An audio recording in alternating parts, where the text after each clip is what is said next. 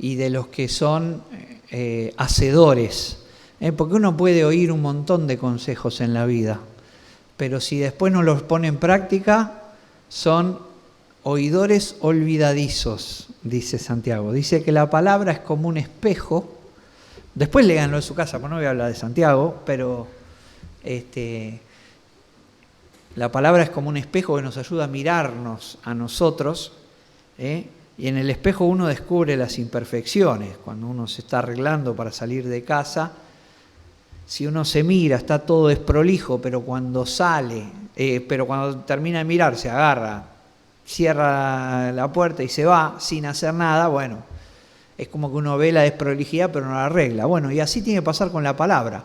La Biblia muchas veces nos habla a nosotros de cosas que tenemos que cambiar, pero está en nosotros el ser oidores olvidadizos o hacedores. Y yo sé que a veces no es fácil ser hacedores, porque ser hacedores implica un sacrificio, porque tenemos que dejar nuestras costumbres muchas veces a un lado. Y de eso se trata en esta mañana el pasaje y un poquito el foco que vamos a poner. Así que les pido que vayan a la Biblia, ahora sí, Romanos capítulo 6. Romanos capítulo 6. Es una porción para creyentes que han oído la palabra, que han reconocido sus pecados, que se han arrepentido de sus pecados y que se han entregado a Cristo. Eso es un creyente. No es creyente el que sabe que Dios existe, sino un creyente es el que verdaderamente se entregó a Cristo. Pues uno puede saber que existe Dios, pero los demonios también saben que existe Dios, como dice la misma Biblia. Por eso un creyente verdadero, a diferencia de lo que muchos se llaman así, yo soy un creyente, es alguien que sabe que es pecador, que reconoce que su vida no está de acuerdo a la voluntad de Dios, alguien que confesó sus pecados, se arrepintió, quiere decirse que cambió de rumbo, ya los dejó, y se entregó en los brazos de Cristo. ¿Para qué? Para que Cristo transforme su vida. Así que vamos con estos dos conceptos de lo que es un verdadero creyente y de lo que es la necesidad de transformar nuestra vida a la luz de la palabra, a leer Romanos capítulo 6, versículo 7. Dice, porque el que ha muerto ha sido justificado del pecado. Y si morimos con Cristo, creemos que también viviremos con Él, sabiendo que Cristo, habiendo resucitado de los muertos, ya no muere. La muerte no se enseñorea más de Él, porque en cuanto murió al pecado, murió una vez por todas, mas en cuanto vive, para Dios vive. Así también vosotros, los creyentes, consideraos muertos al pecado, pero vivos para Dios en Cristo Jesús, Señor nuestro. Cristo murió en la cruz del Calvario para morir allí, para llevar el pago de todos nuestros pecados, de los pecados de la humanidad. Y hay algunas personas que son los verdaderos creyentes, los que han reconocido el pecado, los que se han arrepentido y los que se han entregado a Cristo, que también en ese acto de identificación por Cristo, con Cristo, han muerto al pecado. ¿Y qué quiere decir muerto al pecado? ¿Vieron cuando uno no sé si escucharon la frase, muchas veces la habrán escuchado, que cuando uno a veces se ha peleado con alguien y le dice al otro, vos para mí estás muerto? ¿Qué quiere decir eso? Me llamás, no te voy a atender, me pedís algo, no te lo voy a dar, me hablás, no te voy a contestar. Vos para mí estás muerto. Bueno, el creyente tiene que estar muerto para el pecado. El pecado te va a llamar, te va a pedir cosas, te va a preguntar, y el creyente debe estar muerto. Así es la identificación con Cristo, porque Cristo muere por los pecados de toda la humanidad, y cuando resucita, que ese es el momento más glorioso, vive nuevamente, pagó los pecados de toda la humanidad, porque el pecado requiere una paga, pero resucita y vive para Dios. Y así el creyente tiene que estar muerto al pecado y vivo para Dios. Dice el versículo 12, no reine pues el pecado en vuestro cuerpo mortal, de modo que los obedezcáis en sus concupiscencias. Qué palabra, ¿no? Ni tampoco presentéis vuestros miembros al pecado como instrumentos de iniquidad, sino presentaos vosotros mismos a Dios como vivos de entre los muertos, y vuestros miembros a Dios como instrumentos de justicia. No reine el pecado en vuestro cuerpo mortal. Acá nos está diciendo que si esta nueva vida que vivimos para Dios, la seguimos viviendo con nuestro cuerpo mortal, pero habiendo muerto al pecado. ¿Qué quiere decir? Que al pecado lo damos muerto, vos para mí estás muerto, pero yo sigo con este cuerpo, y este cuerpo muchas veces, cuando la Biblia dice este cuerpo, no se refiere solamente a esto, sino a lo que pasa acá también, ¿no? A las debilidades que tenemos. Tenemos debilidades. Entonces, uno tiene la opción de presentar sus miembros, dice acá. Y cuando habla de los miembros, habla de toda la vida, los brazos, las piernas, los pensamientos, como instrumentos de maldad o como instrumentos de justicia lo puede usar. El cuerpo se convierte en una herramienta que se puede usar como instrumento de maldad o como instrumento de justicia. Y la indicación, la exhortación de la Biblia, la exhortación es cuando nos muestra una realidad y nos anima, nos dice, no reine pues en vuestro cuerpo mortal el pecado. Y acá comienza a utilizar una palabra, dice, ni tampoco presentéis vuestros miembros al pecado como instrumento de iniquidad, sino presentaos vosotros mismos a Dios como vivos de entre los muertos. Porque acá habla de dos cosas, quiero decir. La primera, vivos de entre los muertos, es porque vivimos en una sociedad donde en principio aquel que no ha reconocido la obra de Cristo está muerto en sus pecados. Por eso el creyente en realidad está vivo de verdad, porque está vivo para Dios. ¿Por qué? Porque ha reconocido el pecado, porque ha sido perdonado de los pecados, los ha confesado delante de Dios, se ha arrepentido y ha confiado en Dios. Por eso habla vivos entre los muertos, porque estamos rodeados de muchos muertos, aunque caminen. Muertos espirituales, porque están muertos para Dios y vivos para el pecado. Y el creyente tiene que estar muerto para el pecado y vivo para Dios. Ahora, ambos tenemos los mismos cuerpos. Entonces uno puede tomar la decisión de presentar el cuerpo como un instrumento de iniquidad o como un instrumento de justicia. Y la palabra presentar, que se usa acá, que no estamos muy acostumbrados a hablar tanto así, cuando dice no presentéis vuestros cuerpos, es poner a disposición algo. En algunas de las clases anteriores estuvimos hablando acerca del perdón y vimos lo que era todo un ceremonial que tenía el antiguo pueblo judío, y ellos llevaban víctimas, ofrendas que las presentaban delante de Dios para lo que fuese, para la ofrenda por el pecado, que se le llevaban esos machos cabríos. Después había otras ofrendas que eran de paz, pero se hablaba de ofrecimientos que se presentan.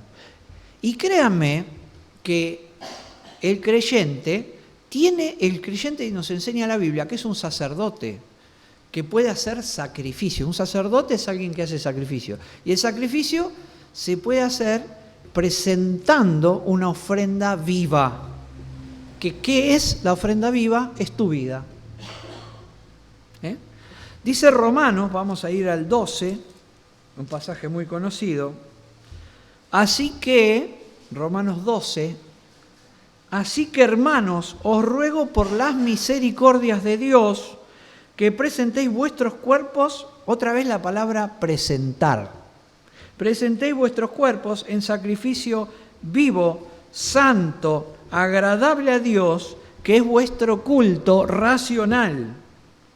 No os conforméis a este siglo, sino transformaos por medio de la renovación de vuestro entendimiento, para que comprobéis cuál sea la buena voluntad de Dios, agradable y perfecta. Entonces, habla otra vez de presentar, habla de culto, y esto es el acto de sacerdocio más grande que un creyente puede hacer.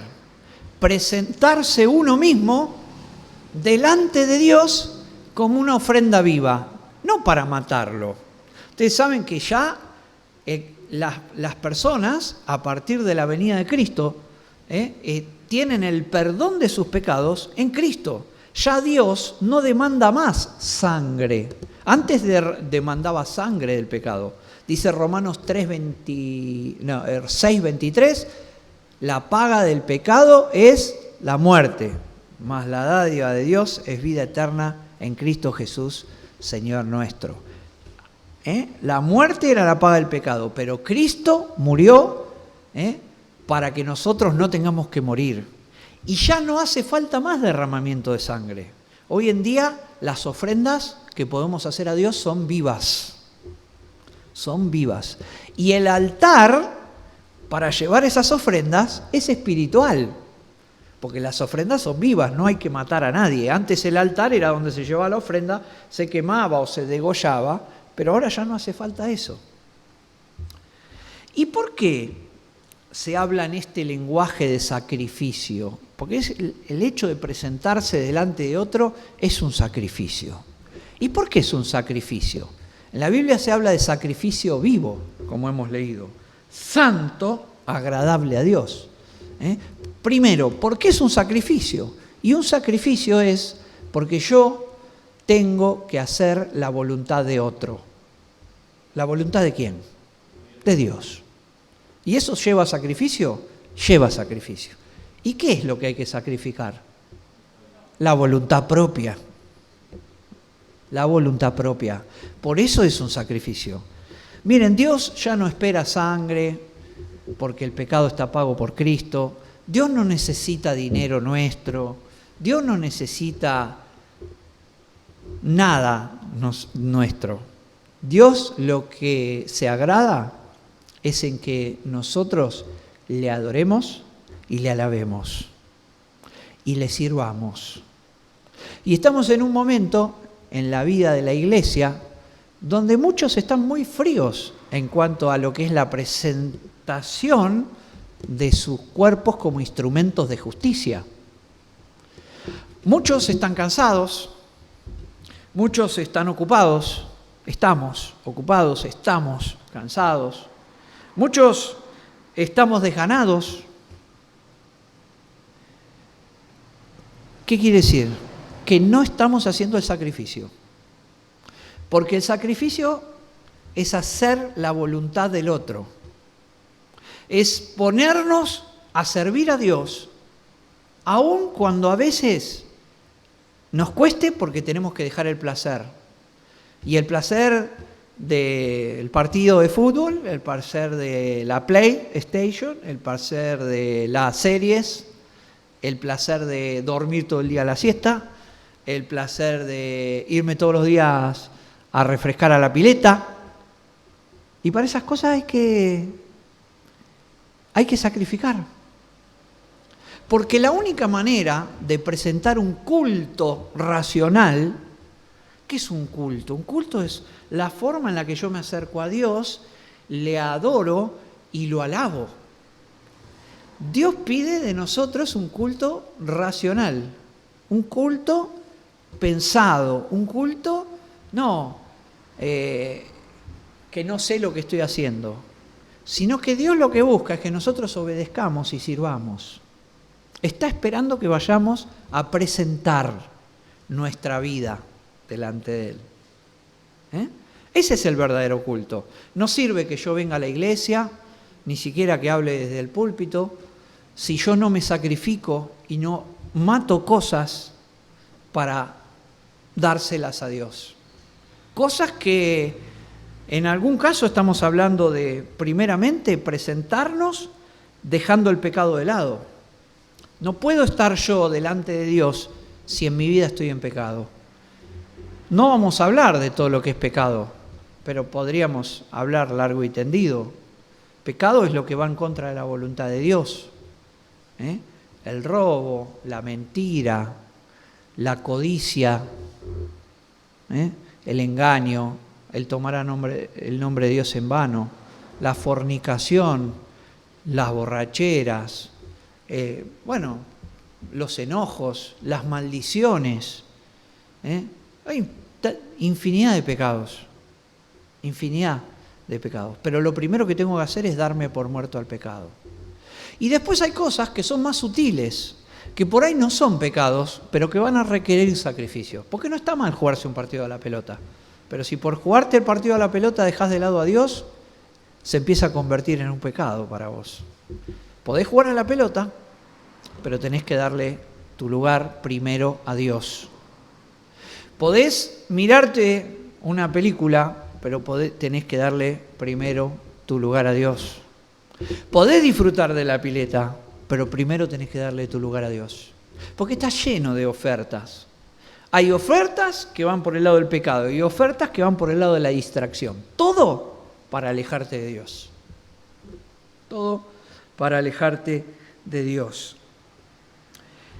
Pero alguien dirá, ¿y qué ventaja tengo yo? Porque vida, dice este mundo, hay una sola y hay que vivirla. Y vivámosla rápido y con todo. Y bueno, la vida, si bien hay una sola vida en este cuerpo, el creyente tiene una vida por delante, eterna. Y el no creyente también tiene una vida por delante.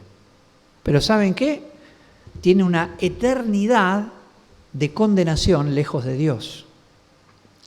Pero nosotros queremos una vida abundante, porque Cristo dijo, yo he venido para que tengan vida y para que la tengan en abundancia. ¿Queremos una vida abundante? Tenemos que comenzar por la parte espiritual, nunca por la parte material. ¿Y qué es una vida abundante? Una vida abundante es una vida tranquila, una vida de gozo. Una vida de que a pesar de que haya problemas, podemos afrontarlos y caminar tomado de la mano de Dios, sin temores, sin miedos, sin inseguridades. Claro, bueno, nosotros a veces caminamos con inseguridades, pero la seguridad se acaba cuando me pongo en las manos del plan de Dios. Dios sabe lo que hace. Eso es una vida plena.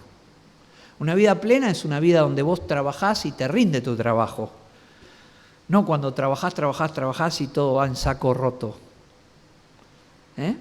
Una vida plena es cuando tu familia camina derecho, cuando tenés un hogar como Dios quiere que lo constituyamos, de una forma que a Él le agrada y que es un lugar de cobijo, que es una escuela, que es una enfermería. Eso es un hogar. No que te revoleás los platos. Una vida plena. Pero hay algo más maravilloso aún. Que la palabra de Dios nos dice que no os conforméis a este siglo. O sea, cuando dice este siglo está hablando del mundo en el que vivimos. De conformarse, tomar la forma del mundo con las modas, los conceptos lejos de Dios, la música lejos de Dios, todo este mundo, el sistema mundo, claro, Pero nosotros estamos acostumbrados a decir el sistema mundo, capaz que alguno no yo, pero ¿qué es el mundo? Cuando la Biblia dice el mundo o el siglo, es todo lo que va en contra de Dios, son todas las cosas de este mundo que dice, bueno, está todo bien si vos abortás, si vos tenés tu esposa pero te vas con otra, si tenés una aventura, si te emborrachás, si te drogás, si vas a un adivino, si dejás a Dios de lado, si todo. Hay un concepto que va en contra de Dios. A eso la Biblia llama el siglo o el mundo, en este contexto. Está diciendo, no os conforméis, no tomen la forma de este mundo, sino transformaos.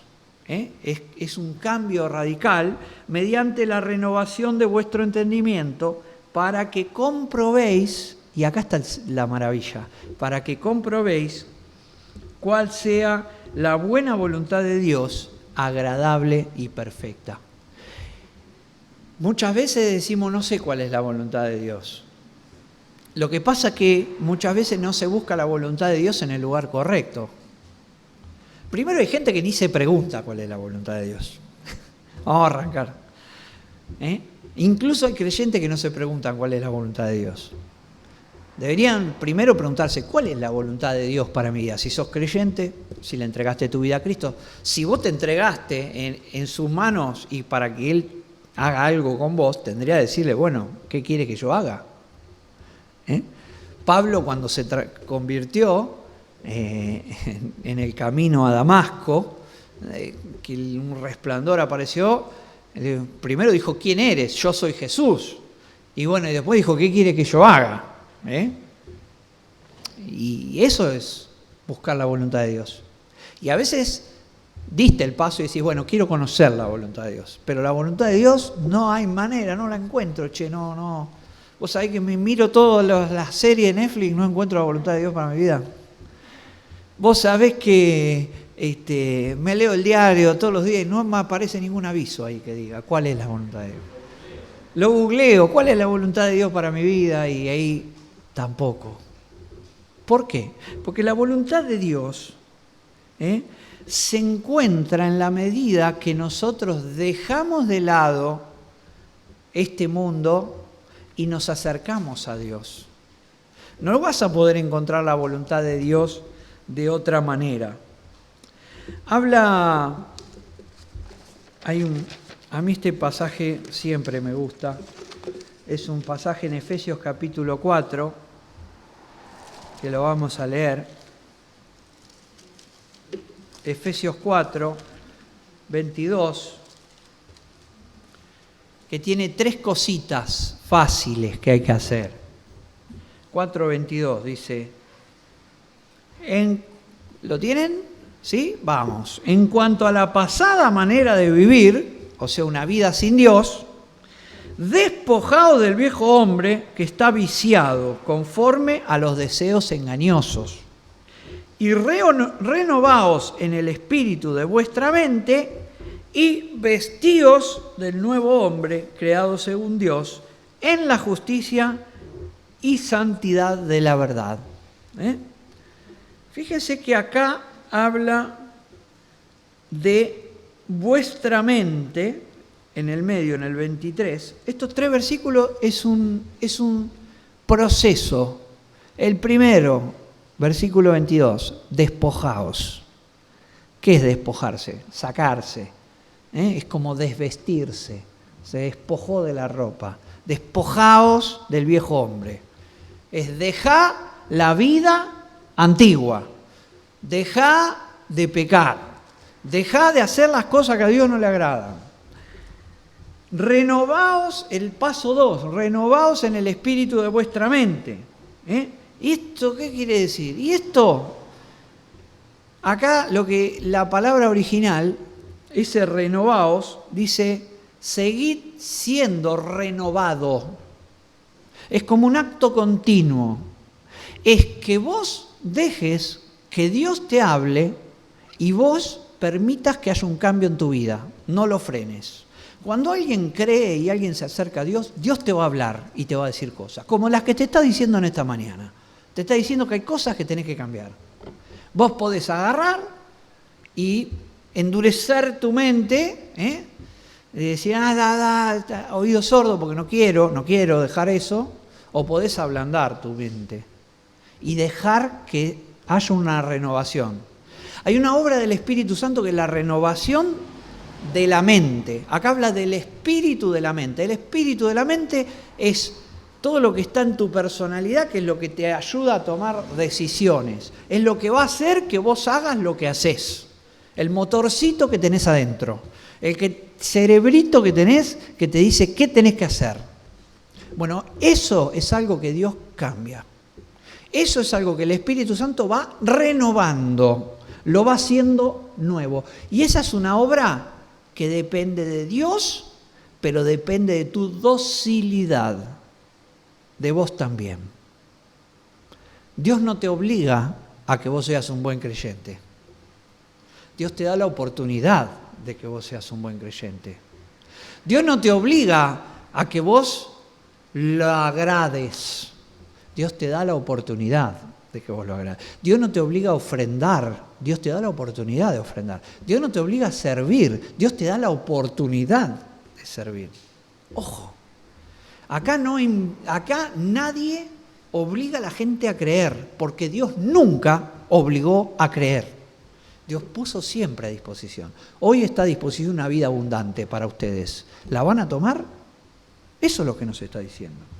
Y el tercer paso, después de que nos despojamos, después de que bajamos la barrera para dejarlo a Dios obrar en nuestra vida, es vestirnos del nuevo hombre creado según Dios. Esto es, yo me saqué las cosas viejas, dejo que mi mente cambie, pero ahora tengo que meter cosas nuevas, porque si no meto cosas nuevas, ¿qué pasa? Vuelven las viejas, vuelven a entrar las cosas viejas.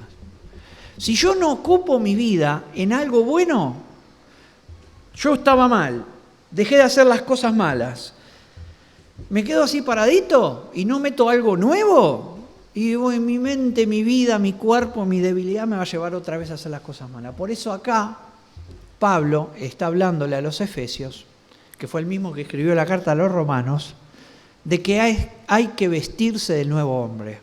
Hay que hacer las obras que Dios quiere que hagamos. Nos tenemos que mover. Tenemos que leer la Biblia. Hablaba con un joven la otra vez. Hay un triángulo inevitable en la vida del creyente. ¿Querés ir para adelante? ¿Querés que la cosa cambie de verdad? 3 cosas. Mirá qué fácil. Ora a Dios. Eso es vestirte del nuevo hombre. Lee la Biblia.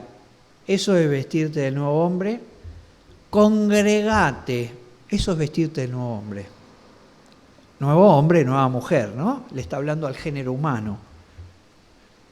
Orá, lee, congregate.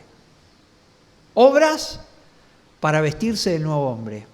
Y ahí, tu mente, volvemos a Romanos capítulo 12, porque habla de la renovación del entendimiento, que ya lo leímos recién, nos va a permitir comprobar cuál sea la buena voluntad de Dios, agradable y perfecta. Y ahí es donde el creyente empieza a despegar. Pasa de ser un buen creyente a ser un creyente victorioso. Porque Dios tiene un plan para nosotros que está siempre circunscripto dentro de la palabra. Y como nosotros somos obedientes y nos despojamos y permitimos la obra del Espíritu en nuestra vida, Dios nos va a revelar cuál es ese plan. Y siempre va a estar circunscripto dentro de la palabra. No tenés que ser un marciano. Vas a ser un ser humano transformado por la obra de Dios. No vas a desaparecer de este mundo, no vas a tener que dejar de saludar a las personas, pero vas a ser diferente, porque además vas a conocer la voluntad de Dios. Queridos hermanos, nosotros esta es la manera en la que podemos servir y ofrecerle un sacrificio a Dios. Dijimos que era vivo, porque es de la vida, pero también es santo, porque es para Él. Santo, ¿sabes lo que es santo? Separado para Dios.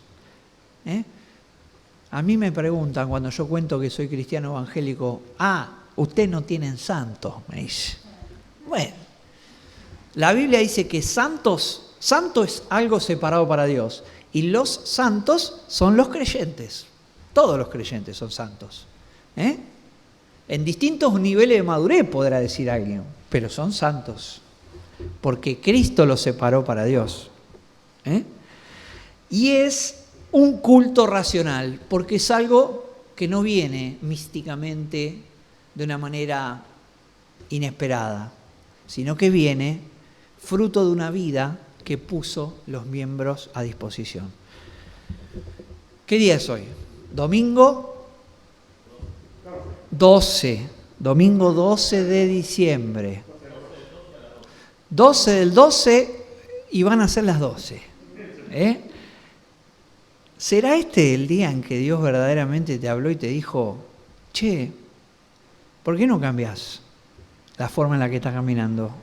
¿Por qué no haces algo un poquito más? ¿Por qué no empezás separando un poco de tiempo para el Señor? ¿Por qué no empezás a leer la palabra un poquito cada día? ¿Por qué no haces un esfuercito por juntarte con los que creen y compartir de Dios?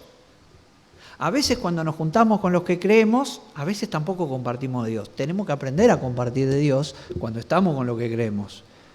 Está bien que charlemos de cómo salió el partido, no es que esté mal, pero también hablemos de lo bueno que es Dios y hablemos de lo que Dios puede hacer con nosotros juntos, como hermanos y amigos y siervos de Dios. Hermanos, que el Señor nos ayude a poderle agradar en todas las cosas, a poder llevar adelante una vida que sea un verdadero sacrificio vivo para Él y que nuestra vida sea abundante porque Dios la tocó. Que el Señor les bendiga ricamente.